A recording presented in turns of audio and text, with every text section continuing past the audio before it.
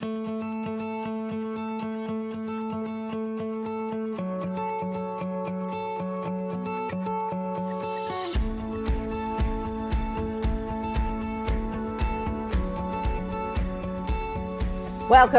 to Casey Cares, Kansas City's nonprofit voice. We're telling the stories of Kansas City nonprofits and organizations and the people behind them. I'm Ruth Baum-Biggis, and Casey Cares is proudly sponsored by the Ewing Marion Kauffman Foundation. You know, in the game of football, as with any sports, stats are vitally important. So by way of introduction with our guest, I want to tell you some really exciting stats that you might not know associated with football. $3 million from Chiefs and Hunt's Family Foundation in our community doing good work. $1 million from Red Friday flag sales that go to benefit Ronald McDonald House. $2 million through the 50-50 raffle. $685,000 from the 101 awards that goes to the KU Health System. Oh, almost 900,000 meals donated through Chiefs Kingdom Food Drive. Who are we talking about? Of course, our world champion Kansas City Chiefs. And we're honored to have back on the webcast, Mark Donovan, who is president of the Chiefs organization. Welcome back, Mark. Thank you. It's good to be back. Good to see you. Good to see you. And boy, does a year change things. We had sat down a year ago. We were out in your office. Then we went on and won this fantastic Super Bowl and made it, you know, the team made it about as exciting as you could get. And you were doing all these great things. And now here we are in this lockdown world. But that has not stopped the organization from making an impact in the community. Bring us up to speed, kind of what's cooking, what's going, and the focus of the Charitable Chiefs. Yeah, well, thank you, Ruth. I appreciate being on, and I appreciate having the opportunity to speak with you and talk a little bit about what is going on. You know, that's a tough question to answer this year because everything is different and everything is a challenge. And I hesitate to talk about our challenges because I know everybody out there has been challenged. But I think in general, the answer to the question of sort of what's going on is we've really approached this entire year with an adapt and overcome attitude. Like we knew it was going to be challenging. We didn't know all the challenges that were going to face us, but we knew there were going to be some challenges. So we just kept coming at every single issue with, okay, how do we adapt? How do we overcome? And how do we continue doing what we do? And I would say that's across our entire business and our football team, not just the charitable side. But that consistency is really important. You know, no matter what the issue is, whether it's, you know, dealing with getting fans into our stadium safely, whether it's making sure our guys are traveling and being tested and given every opportunity to be able to be safe playing the game, coaches, players, etc., or whether it's continuing to do the things we do off the field. And we've had to adapt and overcome off the field as well. So when you look at the things we've done, one of our focuses has been try to continue to do everything we've done, try to continue to support the people, because I think it's pretty basic math, but the need's even greater now. And these challenges, they're affecting all of us, and they're affecting all the people that we typically benefit. So instead of just taking, you know, I don't want to say the easy way out, but instead of taking the attitude of it's just too hard this year with other priorities, we're just going to back away. We've really tried to take every one of these and say, okay, how can we adapt and how can we overcome? And it's created great opportunities, like what we've done with voting. It's created the challenge for our team to get really innovative and creative, to do things like we've done with our CWO with the drive-through baby shower, and just trying to adapt and trying to overcome and trying to continue to be consistent with contributing to our community.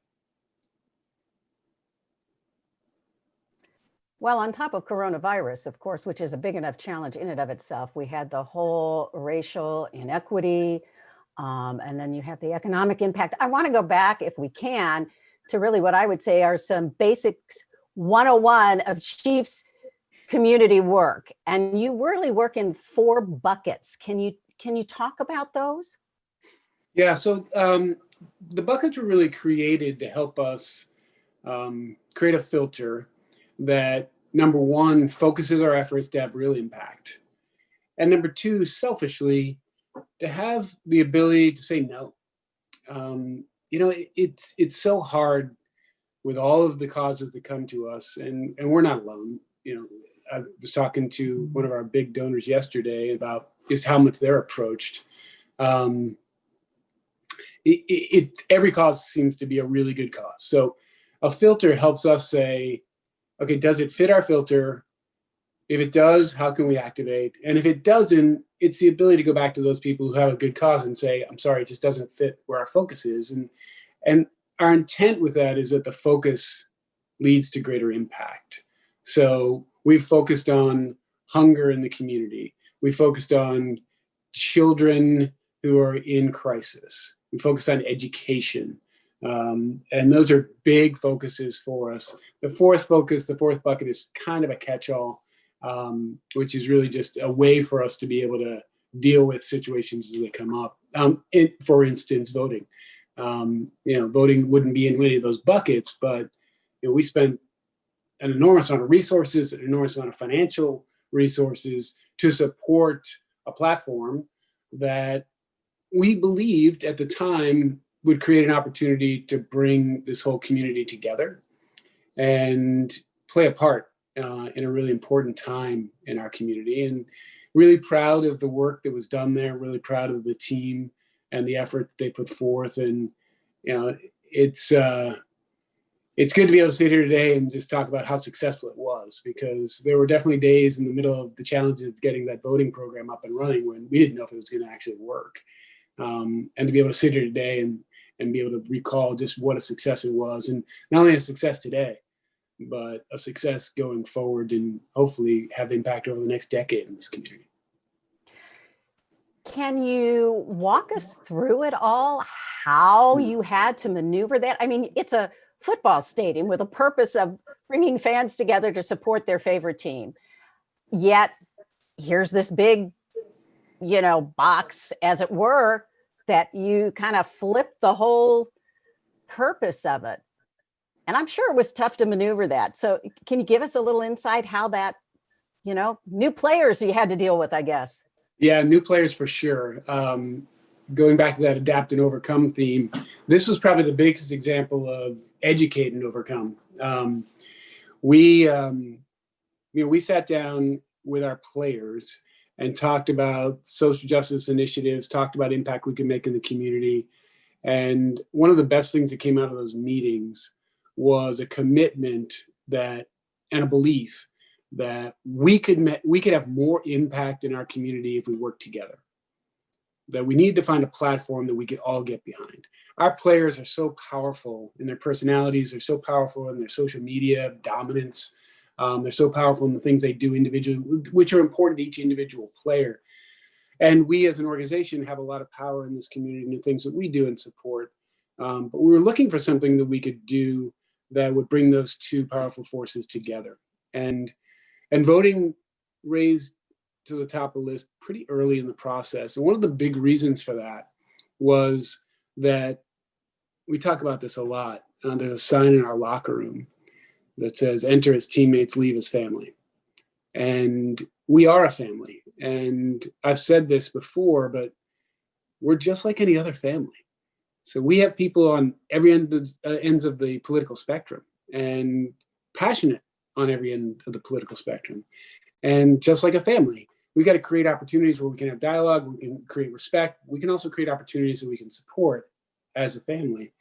And voting seemed to us to be a really powerful, nonpartisan way of supporting an effort to get people out to vote. So we started with just awareness, create the awareness of how important it was to use your voice. And our players did an amazing job of being representatives, true representatives, and sharing their own personal stories. You've probably seen the video, if you haven't, somewhere on our website, of Patrick and Tyron speaking to their teammates in our organization about their personal experience with voting, and how important it was, and how they didn't believe it was important earlier in their lives, and how important it was today. That's impactful. But then, in addition to awareness, we created and this came through discussions with our players, we created this opportunity to say, okay, we create awareness of how important it is to vote. How do we create an ease for people to vote? How do we get people registered? Because for us, a lot of our players came to us and said, I'm not registered to vote. I've never registered. I've never voted. And now I've got my team leader telling me it's really important to vote. How do I do that? Right. So we sat and created opportunities to educate internally, and then use that same platform to educate externally. We got great support from the NFL. We got great support from Rise to Vote and experts in the space. And that's one of the key points for us in this example is we went to the experts. We didn't come in and say, okay, we've got this. Here's a problem. We'll adapt and overcome. We'll just solve it. Early on, we said, we've got to go to the experts and get some insight on how to do this. So Rise to Vote, the NFL were really helpful there. Patrick did some stuff with LeBron James's charity, and Rock the Vote was also involved. So a lot of different entities involved. But our focus was awareness, education, how to vote, how to get people registered. And then, frankly, the idea of turning Arrowhead into a voting station came out of a discussion we were having as we were recapping some of the success with our players about what we've done. And typical of our players, always looking for more. They said, what else could we do? And I don't really remember who it was, but somebody in the table just said, well, could we vote? Where can we vote? Like, how do I know where to vote? Can we just vote here? And that sort of turned some lights on in our operational department saying, well, we have a huge venue. It's socially distanced. A point that I think needs to be reiterated is we also really were excited about the opportunity to do it safely and to use the same protocols that we do on game day on voting. So, I've been in a lot of polling stations where you're in the church basement or you're in an elementary school or somewhere. And, I thought through that and said, that's going to be difficult to do socially distant. We've got this beautiful building with a lot of space. We can do it. So that led to, this is kind of the funny point of the conversation is we're like, okay, that's great. What do we need to devote? We'll just dedicate the space and we'll dedicate our staff and we'll have a polling station. Well, that's where the real education began because it ain't that easy. And you're dealing with politicians and elected officials and all that. Oh, fun. Yeah, I would tell you that we've had some experience in dealing with politicians and elected officials, and sometimes that can be challenging. This was not one of those situations. This was one where they all came together and said, well, it sounds like a good idea, but it's got challenges. Early on, it was, love the idea, but the stadium's not really in a dense populated area that we would typically, if you're looking at how do we create more voting polling stations, Arrowhead's probably not that space. Then it was exactly who would be able to vote there based on the demographics and based on geography. And, we kept coming back to the table saying, can we get over that hurdle? Can we get over that hurdle? And to their credit, the election board was amazing. I mean, they were early on saying, we love the idea, but I think you're biting off more than you can chew. Trust us on this. We appreciate it. There are other ways for you to support. And every time we push back, they're like, okay, if you do this, you can do it. Okay, if you do this, you can do it. And it finally came down to a meeting where they said, we just don't think it's a good idea because we just don't have the resources. So we just responded pretty quickly with, what resources do you need? And that's when the idea came up with, well, if you buy the actual voting machines, we can register those in that district so they've got the right ballot. We can define exactly who can vote there, and then we can do it. But we can't, as an election board, afford that. So we asked how much. They told us. That was a step back for us to sort of get our heads around. That's a big number. But there were some pride moments in that too, because there were two big things. One was I went and had a conversation with Clark and the Hunt Family Foundation, and they were immediate. They're like, just do it. Just get it done. This makes too much sense to back away now. And then they said, ask if any of our players would be interested in supporting it because they've been really supportive of the VOTE program. And we just went to Patrick's charitable arm, his foundation, 15 of my homies, and Marquez and Jacqueline and Patrick and Chris Cavett and that whole team were very active early on with the voting program. So they were immediate, like, what can we do? How can we help?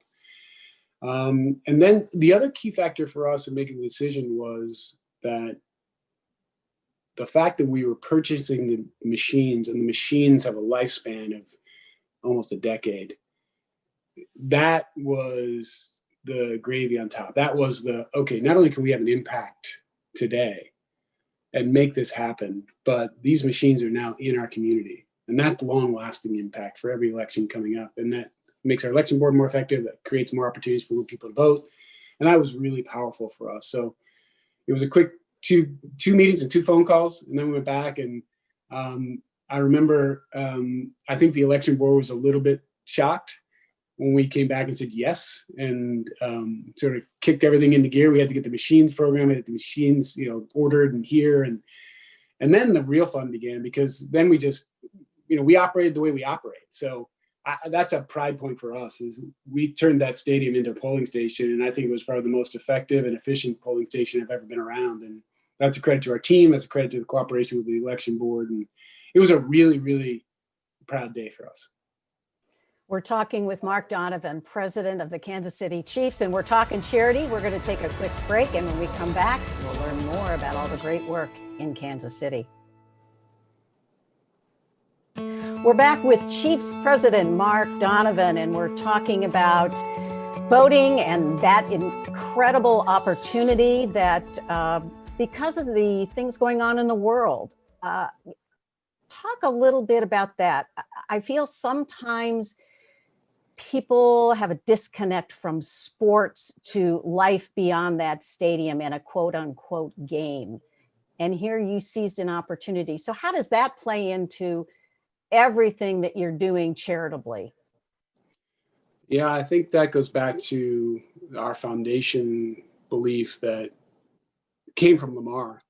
Like, he was very focused on being active in the community. If you think about moving the team from Dallas to Kansas City, working with Ro Bartle, working with Jack Stedman at the time, the whole campaign with Redcoaters, developing Redcoaters so we could sell enough season tickets so we could bring the franchise here. He was very focused on being an active participant in this community. And you saw that with his investment in Worlds of Fun and Oceans of Fun. You saw that in his investment in HUD Midwest Industries, and Subtropolis and the things that are out there, and the real estate development that he's done in this city. And he also was very focused on how do we support the community charitable wise. And so that's, it's definitely something that we drive off of, but it also gives us a lot of confidence in knowing that if we can identify the right things to have an impact in our community, we'll get support from the Hunt Family Foundation, because it's part of how they've structured this organization. We challenge our organization, our employees, to be active in the community. We challenge our players every single beginning of the season. The first meeting we have with our players at training camp, Clark speaks to the players and he educates them on the history of this franchise and how important this piece is. And he personally challenges the players and coaches to be active in this community. And he explains it as it's a responsibility. If you're going to be part of this organization, you're going to be part of this community. And let us know how we can support you to provide funding and support to the issues that are important to you. So it's a multifaceted approach, but it's one that's core to our organization. And when you're faced with challenges like we faced this year with social unrest and all the things that have happened, COVID, it as we've talked about it creates all kinds of challenges. But I go back to that confidence of saying, we've got a lot of things at our plate right now to make sure we can host games, win football games, continue to successfully operate our business. It's just important to this organization that we continue to support this community. So that doesn't fall by the wayside because we have other challenges, unprecedented challenges. It still remains a priority for us. And when you look at what we've been able to do this year and continuing to do the events we've done, raise the money we've done, break records, Red Friday this year, I don't know what you can say about that. We started, it's been around for many, many years, but we really started the program and revamped the program with flags. I'm going to get the year wrong, 6 or 7 years ago, maybe now. And it just sort of flipped that whole program from being something that we do because it's tradition to being something we do that has a real measurable impact on the community. And to partner with Ronald McDonald House Charities, partner with our McDonald's partners, and create not only, it's always a big event. And the Royals opening day is always a big event, right? I mean, that's part of Kansas City. But to be able to take that and strategically say, okay, how can we have an impact with that? And then, that first year, I think we made $40,000 and we were high-fiving. And then all of a sudden we made 100, and then 200, and then 400. And then a couple people in our marketing team got this sort of bright-eyed look and said, how do we get to 1 million? And there were a lot of people in that meeting said they're crazy. But to be able to sit here today and say we raised over $1 million in one day for this community that goes right to our Ronald McDonald House, it impacts children and families throughout this whole region. When you really tell the whole story, it makes those hard days working for a sports franchise when maybe you're not being real successful a little easier, and I think it creates some pride amongst our fan base. Well, absolutely, and you couldn't get a flag. I mean, I literally drove to a couple of McDonald's, and it's like, sorry, we're out. Yep. We're out. So Yep. I did get one. It's hanging out front. So I'm Awesome. I'm happy to support Ronald McDonald and the amazing things that they do. The pandemic, for in your core business of playing football, winning games, going to Super Bowls, is there. What has the pandemic allowed you to do on the charitable side? We talked about voting, which was immense. And by the way, how many people ended up voting out at Arrowhead? Do you have any numbers? Yeah, a little over 2,000, I think 2,200, 2,400, which was about what the election board told us. That was sort of their high number. We really had no idea what it was going to be like, given it was brand new. But I would tell you this, and I felt it when I worked there that day, and we had a number of staff people work the whole day there. But talking to the election board that day, they were very focused on this. We could do 10 times that out there effectively. So I think in the future, when it makes sense, we're going to do it again and have even more people. That's fabulous. Again, I know there's some new directions, some new opportunities that you've seized. If you can share with us, I know Inspire Change seems to be kind of this whole, again, bucket. What are the other things you've been able to do? And go ahead and brag. That's what this is about. We want to hear the good you're doing in the community. Well, if I start bragging, I'd be bragging on our people because they are really dedicated to doing the right thing in the community and doing it really effectively. And I would brag on our fan base. I mean, that $1 million I talked about with our Red Friday flags, that doesn't happen without fans. That doesn't happen without passion. And being a world champion flag helps. But without that passion, none of this happens. So I would start there. I'd go back to the adapt and overcome. So we sat down and we said, what can we do to impact change and have a positive impact on social change and the things that are happening in our community? The first thing we focused on, our priority, we all agreed on, was voting, and we've talked about that. The second thing we identified was how can we, and this was more, this is a bit of a combination of the social unrest that was going on, but also COVID and the impact it was having on small businesses in our urban core. So again, we reached out to the experts. We're currently working with LISC and with AltCap to try to identify a few local minority-owned businesses in our community that we can provide funding to help them get through these difficult times. And talk with our players about that, how they can help through their social media power and also financially. So small business, minority-owned businesses in Kansas City was the second sort of focus. And then we came to our third focus by, it was a really good discussion about, it's really easy in those meetings to get sort of forward thinking, what new can we do? And we took a step back and said, let's not forget the important work that we do and the challenges that they are now facing because of COVID. And we kind of doubled down with our promotion and our partnership with City Year Kansas City. So as you and I have talked in the past, it's something that I personally am a huge believer in for all kinds of reasons. It's something that the Hunt Family Foundation has been extremely supportive. They receive the largest financial beneficiary donation from the Hunt Family Foundation in this region every year. It shows that we really believe in them, and it's measurable. And we said, they've got a whole new level of challenges on top of a very challenging situation. How can we impact that? So we've worked with Dr. Bedell and the school district on their initial plan to make sure that the kids were getting fed. We worked with them to make sure that they had the technology in their schools to be able to create places where these kids in these communities could go and actually be online to learn virtually. And now, we just had a meeting yesterday on the subject of what's the next chapter in that, and how do we get out of this successfully?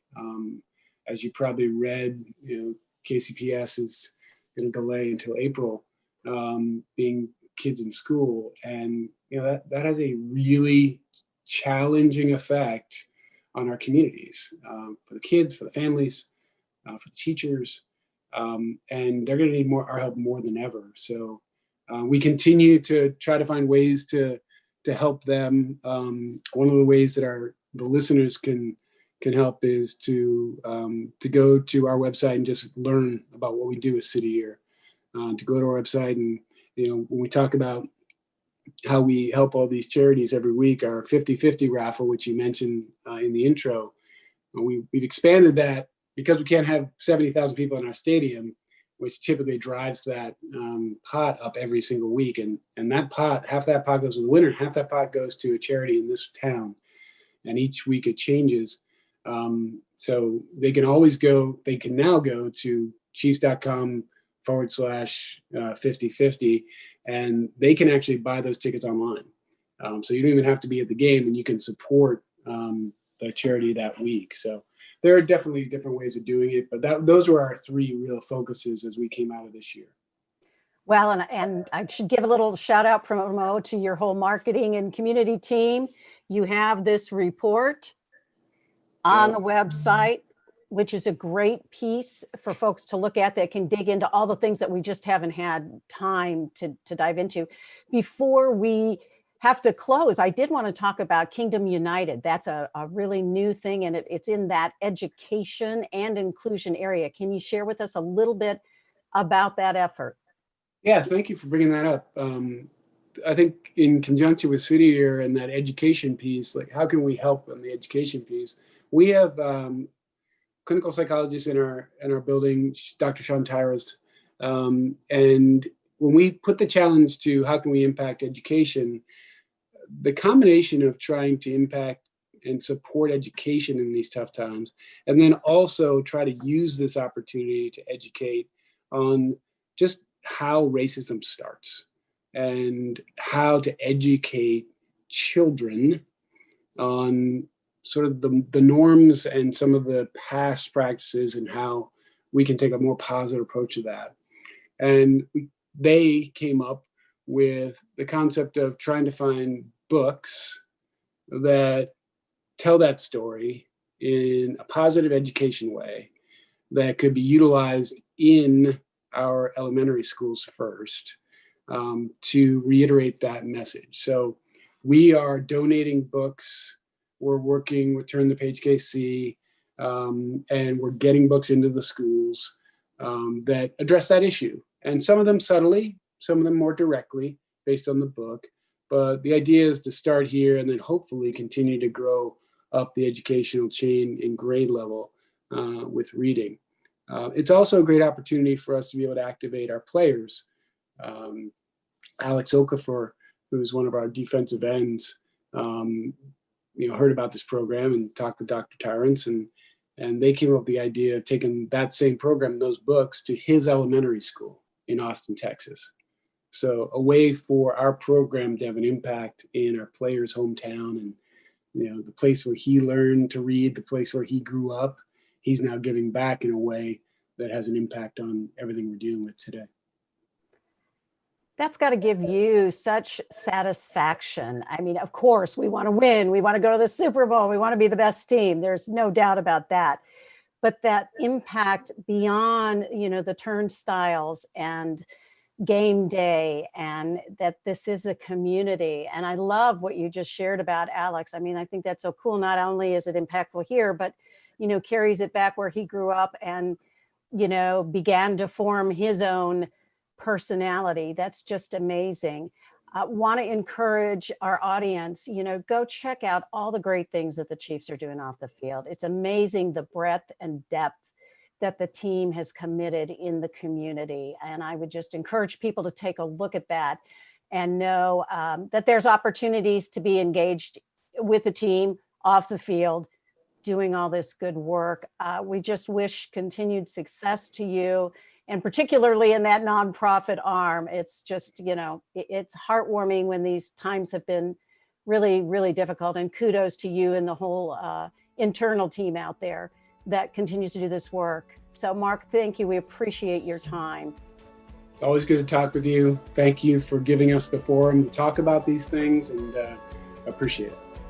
Thank you for listening to Casey Cares, Kansas City's nonprofit voice. We're produced by Charitable Communications, and we're proudly sponsored by the Ewing Marion Kaufman Foundation. If you'd like to be a guest on Casey Cares or Underwriting Opportunities, visit our website at caseycaresonline.org and spread the love, and find us on Facebook and Twitter at Casey Cares Radio and on Instagram at Casey Cares Online. We'll be sure to show some of those great things the Chiefs are doing, so look for that. Thank you for listening and joining us on Casey Cares.